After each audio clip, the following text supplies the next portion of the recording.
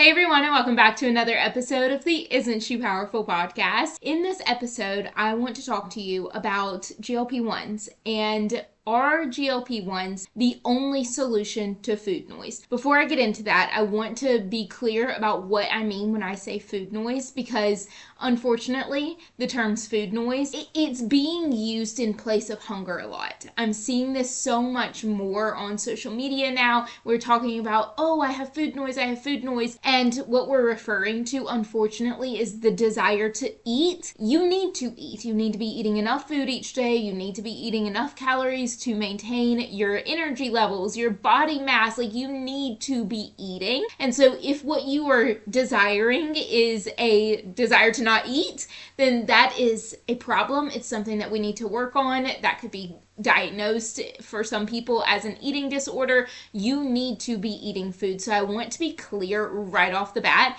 in saying that food noise and hunger are two completely separate things. Food noise is this incessant desire to eat, but not just to eat, but you're like obsessed with certain foods. You can't stop thinking about, let's take Oreos for example, because that was one of my triggers, especially during college. I have a really strong memory of being in college. My mom gave me a pack of Oreos when I was at home visiting one weekend. I went back and the entire next day, all I could do was think about Oreos. It was like no matter what I was doing, I could be sitting in class, I could be talking to my friends, I could be in the library working on something.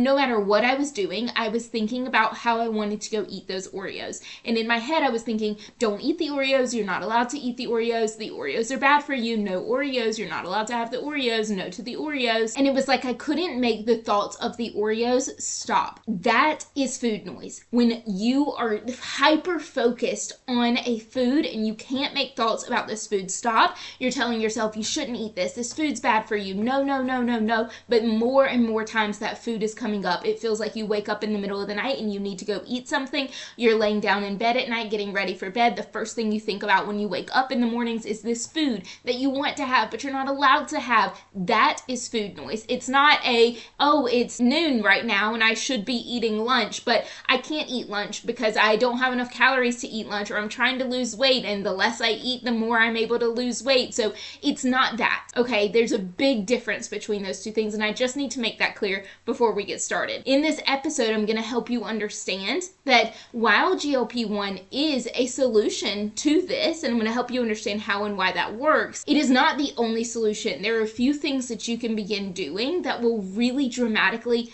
decrease the amount of food noise that you have throughout the day, and I'm going to share those with you. They are short and sweet and simple, and things that you can begin to implement right now. So with all of this being said, let's get into this episode. So GLP-1s mimic a natural hormone that you already produce. This is something that your body naturally creates, and GLP-1s, when you inject these, they mimic that natural hormone to help decrease your sensitivity to foods being around you. So like you're at a barbecue and you see all of these foods, and now suddenly you're thinking about eating all of these foods. Being on a GLP-1 helps to reduce the severity of that need to eat these foods. It's almost like it dampens the response that your body has to seeing photos of certain foods. Like you're scrolling through social media and all you see is this food that you shouldn't eat, this dessert, ooh, that cake, ooh, that ice cream. You're just seeing so many of them, and now suddenly you're craving those things. That's part of the problem, first of all, is that we surround ourselves with this type of media. So of course we think about that stuff more because it's in our face more, but I digress. It also dampens your response to, like I said, seeing the food in photos, seeing the food in real life, hearing about the food, someone talking about the food around you, seeing it listed out on a menu. So whenever you see these foods and then you suddenly start thinking about them, the GLP-1 helps to reduce your desire to eat that food. But because your body naturally produces this hormone, GLP-1s, because it naturally produces that, you can get rid of the food noise without being on this medication. This is not me telling you not to get on the medication. This is me letting you know that there's an option for you if that intuitively doesn't feel right for you. Because I've talked with a lot of people, I've coached people that have been on the medications and they're happy and they like being on the medications. And I've coached other people who've said, it really just doesn't feel right for me. I feel feel like I don't want to do this. My doctor told me I should. My friends are all on it. My family members are on it, but I just don't really want to. And if that is you, heard, understood. You don't have to do anything that you don't want to do. The only person that has to live with you being on that medication is you. So if you don't intuitively want to be on it, you don't have to get on it. And if you intuitively do want to be on it, then be on it, right? Like, you make that decision for you. If you are choosing not to get on the medication, or if you are on the medication and still want to help your body do some of its natural processes even while on the medication, I'm going to share with you a few things that will make a big difference. One of my clients in our last live call for Seismic Shift, she got on and she was like, I have to tell you that my food noise is gone. And she said, I can tell you exactly why. She started eating enough food and she started eating enough protein and fiber. And those are the main things that I want to talk about in this episode. Eating enough food. During one of the lessons that I did during Seismic Shift recently, I helped my clients understand that their body, whatever size, weight, height it is right now, we all have a certain amount of calories that we need to bring in each day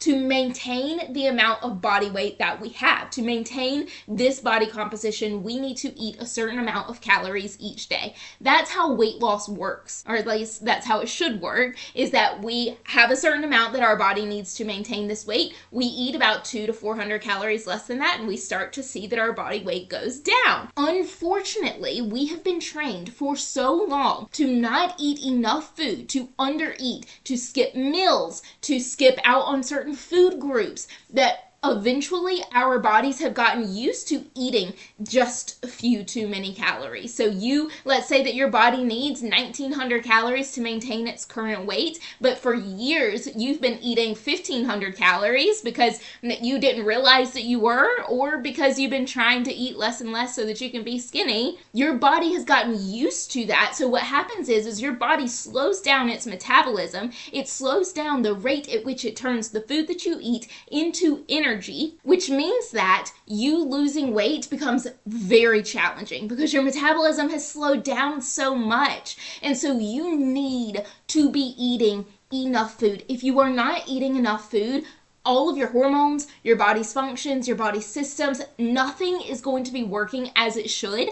Weight loss is going to be impossible, and you might even start to see that you are gaining weight despite eating less and less food because your metabolism has slowed down so much. So the number one thing that you have to prioritize is eating enough food. You need to understand how much calories it takes to maintain the current body weight that you have.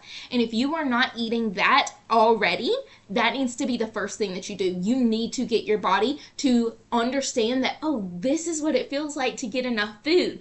Within 2 weeks of you upping your calories and eating enough food to maintain your current body weight, your body's going to be functioning so much better. You're going to be clearer minded. You're not going to have all that brain fog. You are going to have so much more energy. You're going to start to feel changes in your body composition. It's going to feel dramatically better to be in your body when you actually give it the nutrients that it needs. So, number one thing, you need to make sure you are eating enough calories for your body. If you are not doing that, the food noise is going to be wild because your body is constantly underfed. It's constantly saying, wait, we don't have what we need. Wait, we need more food. Wait. So the number one thing you need to do is eat enough food. I need to pause and interrupt this episode for just a second to talk directly to the teachers and homeschool moms who are in this audience. If you are a pre-K through 12th grade teacher, educator in any way, it can go beyond that. If you educate your own students at your own home, then this event is for you. It is a completely free event that I am speaking at June 30th and July 1st called Educate and Rejuvenate. I've been a part of this event for 3 years, and I'm telling you, it is so good. The first day of this event this year is called Educate. You are going to be learning about classroom strategies, math strategies, English strategies, things that you can do to get your students motivated, things that you can do to get them to pay attention to you. You're going to be learning about classroom things during the first day of this event. The second day of the event is called Rejuvenate, and this is when we focus on you as a human. We'll be talking about rest and relaxation. You'll be talking about health and wellness. That's where I come in. We're going to be talking about taking care of you so that you can show up more fully, not only for your job, but for your family and your life outside of your job as well. There is so much that you get out of this event, and again, it's all completely free. If you are a teacher or an educator in any way, head on down to the link in the show notes of this episode. Check out the link for Educate and Rejuvenate. Get registered to come to the event on June 30th and July 1st. I look forward to seeing you there. Number 2, if you check and you're like, yeah, I'm eating enough calories, I'm eating more calories than I should be, or I'm eating right on that target. If that is the thing that you're already doing, then the number 2 thing is you need to make sure that you're eating the right portions of these foods. You need to make sure you're eating enough protein and enough fiber. You should be eating about 30 grams of protein with every single one of your meals. Breakfast, lunch, and dinner. And yes, you should be eating those 3 meals every single day. It's not going to make you fat. It's not going to be too much food. You need to eat 3 meals a day. And each of those meals should have about 30 grams of protein, and you should be getting, on average for most women, you should be getting about 30 grams of fiber per day as well. So 30 grams of protein per meal, 30 grams of fiber per day. This is the thing that my client was like, I feel like this is making the biggest difference for me. She's made sure that she's eating so much protein during the day, and she's like, I don't feel the desire to eat all day long. I don't feel like I'm constantly thinking about food. Like, she was like, my brain feels free. I have freedom. And that is possible for you too without you being on a medication if you don't want to get on that medication, by eating enough protein and enough fiber per day. Protein is what helps make us feel full and satisfied. If you're not eating enough protein, then your body's always going to feel like it needs a little something more, right? Like, have you ever finished a meal and you're like, now I need a little sweet treat. I need a little something else. That is a clear signal that your meal did not have enough protein to it, or that even if that meal had enough protein to it, you have not been getting enough protein in as a whole recently, because our health is not just a little single snapshot of one meal. It is a accumulation of all of the meals that we've been eating. So if you have that feeling all the time of like, I need something after every single meal, I need that little sweet treat, it is time to analyze how much protein you're eating, because protein is the macronutrient that makes us feel satisfied. So that should be one of the first things that you look at. And then fiber is what helps make us feel full. So protein is about making us feel satisfied. Fiber makes us feel full. Fiber is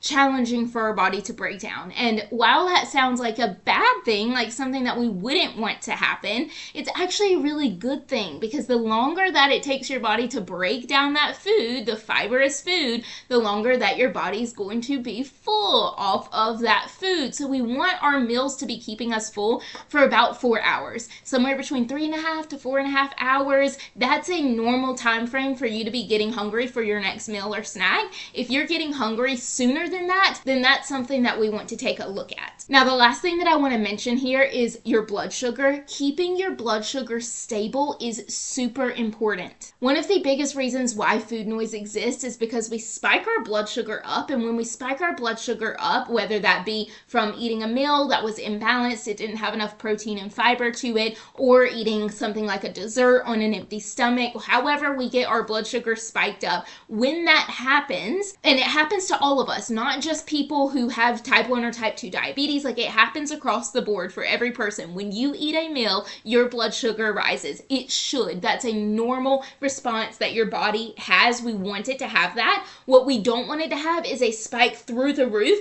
and then a drop shortly after, which is what happens if we eat, like I said, a dessert on an empty stomach, or we eat a meal that doesn't have enough protein and fiber to it. It's just like a pasta without any fiber or protein to it. And when that happens, that blood sugar spikes up, and then when it drops down, it drops just below your body's baseline. And this is where the trouble comes in. This is when the food noise starts. You start to get whispers in your head. Hey, let's eat something sweet. Hey, let's have another bite of that. Hey, go get something out of the break room. That happens because your body is scared. It's down way beneath its baseline. Its blood sugar is dropped below where it feels comfortable. In this time, you might start to feel really tired. You're starting to feel groggy. You're starting to feel like you don't have much energy. You're starting to feel some brain fog. And during that time, your body's like, we don't feel good. We've got to do something about this. So it starts to send you signals to spike that blood sugar back up, because all it knows is you will feel better if your blood sugar gets up.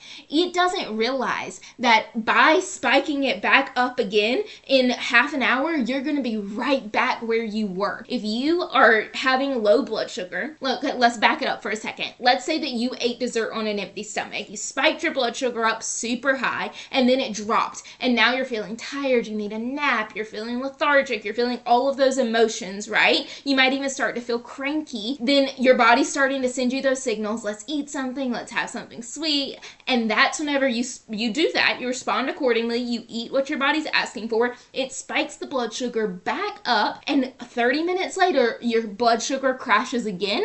And you're starting to get that food noise again. You're starting to get those little whispers in your ear. Hey, eat this. Hey, we want something sweet. And this is what we need to avoid. We need to go back to the very beginning and avoid that blood sugar spike from the start. If you avoid that blood sugar spike in general, not having sugar on an empty stomach, that solves the entire problem. But let's say it's a special occasion. You had a slice of cake at work on a special occasion and you spiked your blood sugar up in the afternoons. What now? Now you know that blood sugar is going to crash. You are aware of what's going to happen in about 30 minutes. You know how you're going to feel. You know what's happening inside your body. So you make a decision accordingly. When your body starts to send you those signals and say, hey, we want something sweet. Let's get that blood sugar back up. That's what it's really saying. Let's get that blood sugar back up. You respond by saying, I will get my blood sugar back up by having something that has protein and fiber. Not more sweets, not more sugar, not more candy, not a nap. What your body really needs is protein and fiber. So you're going to eat something like a meat and cheese roll up, or like a yogurt bowl with some Catalina Crunch cereal in it, an apple with some peanut butter. Simple snacks, easy things that you can eat to get that blood sugar back to its baseline. It doesn't spike it way high. It doesn't drop it way low. It just gets it back to its baseline where it feels nice and comfortable and safe. And that stops the food noise in its tracks. So with this being said, the best ways to avoid that blood sugar roller coaster and to help you not get in the situation of having this incessant food noise because of it is to, number one, avoid sugar on an empty stomach when possible, and have meals that are well balanced. They have protein and fiber in every single one of your meals. If that does happen, then you are going to have a snack that has protein and fiber to it when this food noise starts to occur that's asking you to get the blood sugar back up. And another thing that you could do is go on some sort of walk or get in some sort of movement after you eat. So many studies have proven that if you move your body after eating, it helps to regulate your blood sugar, and that spike and drop is far less substantial than it would be if you skipped that afternoon movement or after meal movement. So a really easy thing that you can do is just move your body for about 10 minutes after eating. It could be around your house, it could be around your work, it could be out on the street, like going for a walk, whatever. However the movement looks, it doesn't matter. It matters that your body is doing something to use the food that you just ate rather than letting it sit in your bloodstream, okay? So if you are somebody who's saying, I really want to get rid of my food noise, I really don't want to struggle with this anymore, but I also don't really want to get on a GLP-1, there is a way to make that possible for you, 100%. I work with women every single day, and I help them with exactly this, getting rid of their food noise without going on some sort of extreme change to their life. It's just, let's make some simple shifts. Let's make sure you're eating enough food. Let's make sure you're eating enough protein and fiber as a part of that food, and let's keep your blood sugar stable. And if you do those things and you do them consistently, this isn't just a one-time fix. Remember, I said health is not about a one meal thing. It's about accumulation of all of your habits and all of your actions. So if you do those things consistently, you are going to see a dramatic shift in the amount of food noise that you have. And if this is something that you really want to work on, but you feel lost and overwhelmed and confused, I would love so much to get to work with you and get to support you with this. I'll leave the information for my group coaching program, Seismic Shift, down in the show notes below. I'll also leave the information for my one-on-one coaching program, and you are welcome to apply to work with me that way as well if that feels more comfortable for you. I would love so much to get to support you through this, and it is such an honor every single time that I hear and see somebody who's coming to me saying, I don't have that food noise anymore. I want that for all of us. I know how freeing I felt whenever I finally got rid of my food noise, and I want that for all of you. So if it's something that you struggle with, don't hesitate to find me. Thank you so much for being a part of this episode. Thanks for listening all the way until the end. If you enjoyed this episode and there's somebody that you know that could benefit from this, please share the episode with that person just by clicking the little share button, send it to them, or share it on your social media feeds if that feels more comfortable for you. I appreciate it so much, and I look forward to seeing you again in the next episode. Thank you so much. I can't wait to see you again next week. And always remember, the more you know, the more you grow.